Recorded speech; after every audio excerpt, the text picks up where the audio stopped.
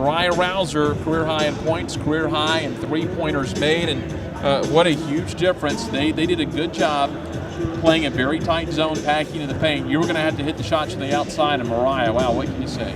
They were. She was hot from the opening tip.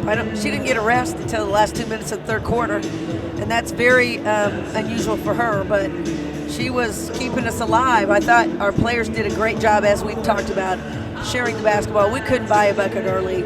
Ariel, Loisha, Taylor, we couldn't buy anything early. And even quite honestly, the shots our post players got I thought were pretty good shots, but as productive as they've been today wasn't today. So today was Mariah's day. It was kind of a methodical game. But I thought early in the game, I thought our pressure was effective to some degree. Later in the game, we decided just to go with straight man with a couple surprises, and thought we got a little bit more solid. I didn't think our defense was great, but we gave up 52 points. So it's hard to be too upset about that. But I saw a lot of closeouts out there and helping recovers in the gap that I'd like to see cleaned up a little bit. Well, when they started closing out on her early in the third quarter, she was able to move the ball around, find some open looks, but once everyone had to move away from her, left her open again, and she was big on that big push in the fourth quarter to put the game away. Yeah, I thought our post players did a really nice job in the middle of the zone, both behind the zone and in the middle of it. Got the ball in there to Asia or Brianna Wright. They did a good job of finding Mariah floating to the corner against their 2-3.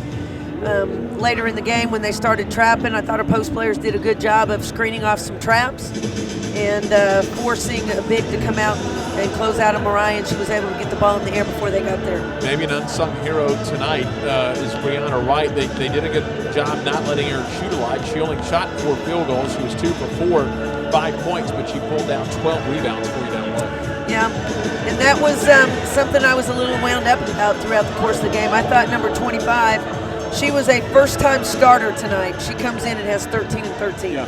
And she was really kind of kicking our butt on the boards there. So to have Brianna Wright be able to neutralize her a little bit. I think another unsung hero was Ariel Hearn. Couldn't get the shot to go, but she also decided later in the game that she was going to get shots for her teammates, and I thought she did a great job. She passed up some shots that maybe I would prefer that she took, but she made sure that all of her teammates had good shots. Boy, Bria Elmore just continues to come on. She's making a big statement here, helping the team this year, but as a sophomore, making a big statement about what she can do here for her junior and senior years. And I'll tell you what, she's knocking them on the door for more playing time. And you go 4 or 5. She hit a big 3 early in the game that I thought was critical at that point to kind of pull them out of the zone a little bit, or out of their triangle in 2. And she hit a big 3 to kind of pull them out of that. And she just continues to get better and better. We're running her at the point a little bit now. So she's getting comfortable at making play calls and running a team, calling defenses, and she's getting better all the time. All right, the mentality and what the team has to face now is going to change a little bit. Tonight with a win, you get a half-game lead over Tulane, so 4th place is all yours with 5 games to go. Maybe not so much in their minds, but around the league when you play teams, and it's going to play a factor against East Carolina. It's no more, well, we're playing Memphis, it's 5th or 6th or 7th place right now. They're a solid team. Now all of a sudden people are going to look at you. You're a top 4 team in the league. People are going to get that little extra effort against you. Well, and I think East Carolina has great motivation right now anyway.